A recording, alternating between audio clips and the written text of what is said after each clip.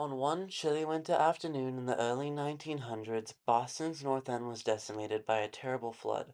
But this mahogany wave was not water, but a sticky, syrup-like sugar called molasses.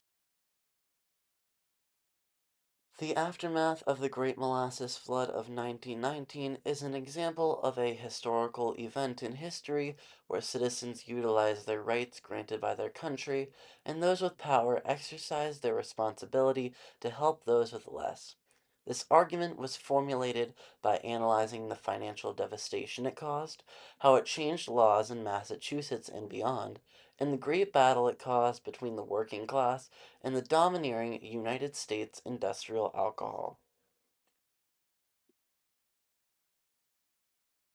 In the early 1900s, molasses was a highly profitable industry, although not in its original form. When fermented, though, it could be converted into a substance known as industrial alcohol, which was used at the time in the manufacturing of munitions and weapons for World War I. One supplier of these factories was United States Industrial Alcohol. After the war's conclusion, however, they focused on producing grain alcohol, a product in high demand due to the 18th Amendment, Prohibition, nearing its passage. United States Industrial Alcohol needed a place to store the grain alcohol when it was offloaded from one train and waiting until the next came to ship to a factory. So came the idea of a gargantuan tank, over 50 feet high and 90 feet wide in diameter. However, the tank was built shoddily and leaked and groaned constantly, with workers and citizens in the surrounding areas sending warnings to USIA and their subsidiary operating the tank, Purity Distilling, to fix it to no avail. United States Industrial Alcohol went as far as to hire painters to coat the tank in a dark brown that made it harder to see the oozing molasses just to avoid making the necessary repairs. Still, the tank stood for nearly 4 years after its construction until an unfortunate chain of events led to one of the most infamous disasters in Boston history. On January 13th, 1919, a large shipment of molasses from Puerto Rico was pumped into the tank. This delivery was only the tank's fourth time in history of being nearly filled. This additional weight and temperature change put too much stress on the rivets of the tank and its thin steel walls that measured at most 0.67 inches in thickness, a width that was not even half the amount needed to properly support its contents. This, coupled with the fact that too little manganese, a substance used to strengthen metals, had been mixed with the steel, which giving it a brittle and breakable shell. And so the tank's breaking point was reached 2 days later at approximately 12:30 p.m., when the tank would be described as cracking open like an egg, with several witnesses stating that the rivets blew off in rounds like gunfire as the steel walls folded outward.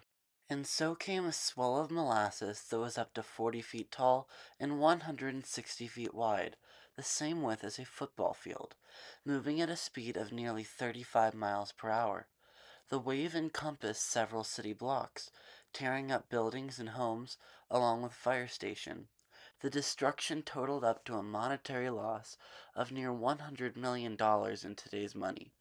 The flood also swept up approximately 25 horses and 171 people, injuring 150 and killing 21 of them.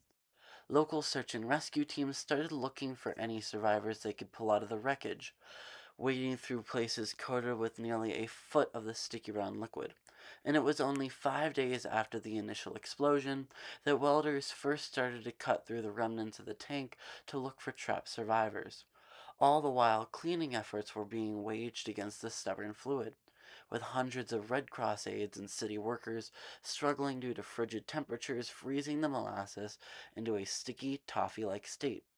These unprepared masses first attempted to cut through the substance with chisels and other basic tools, with little progress, and it was not until the city authorized the firemen to shoot powerful streams of salt water from their fireboats that they finally were able to cut through it.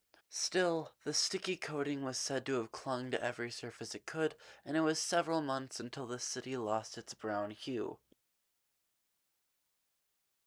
After the event, very little time passed until the citizens of Boston's North End started filing lawsuits against United States Industrial Alcohol, culminating in a class action lawsuit, a relatively new idea at the time, of 125 combined cases that lasted for 6 years that would become known as Dudley H. Dorr, Trustee et al.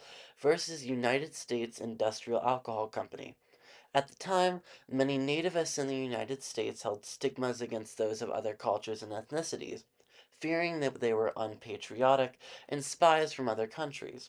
This train of thought most likely led to United States Industrial Alcohol's claims that the tank's construction was not the issue, but that Italian anarchists had caused the explosion to send a message. This claim, they said, was supported by the fact that a high percentage of Boston's North End was an immigrant population, and several other terroristic events had occurred around Massachusetts, and the United States for that matter, such as the infamous Red Scare.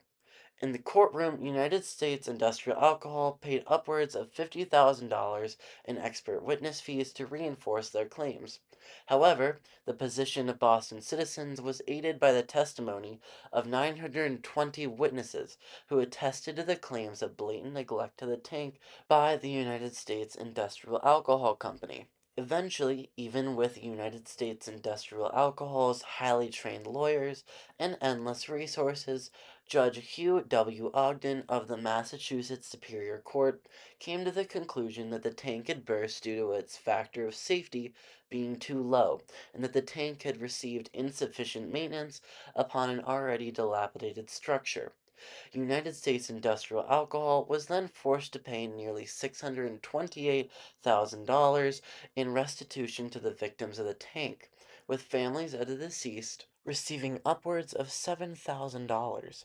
These citizens used their rights to fight for justice in the courtroom to help compensate them for damages in losing their homes and other assets, and in doing so, proved a powerful point that even those with an excess of power were still bound to the same laws that they were, demonstrating that all Americans were protected and restricted by the governing body of the United States. This legal battle also left behind a long-lasting footprint in history that still affects us to this day. Though the flood was a tragic incident in its great loss of life and livelihoods, it ushered in a new era of accountability. To start, Boston's building department later passed legislation requiring all engineers and architects working on construction plans to include their signature in all of their calculations as to hold responsibility for structural or mathematical errors, and soon all U.S. states had similar legislation put in place. Later, stringent laws were also passed nationwide requiring all engineers to have proper qualifications, which, as it turns out, Arthur P. Gell, the engineer of the tank, had never received, which is most likely a contributing factor to its demise. Laws were also passed requiring any large construction plans to be signed off by a certified engineer. These laws still exist today and protect us by regulating construction. In summary, the flood created a new idea that negligence and death caused by individuals or groups should then be paid for by those such groups or individuals. To this day, citizens of Boston say that in the heat of summer, you can still smell the molasses wafting up from the ground.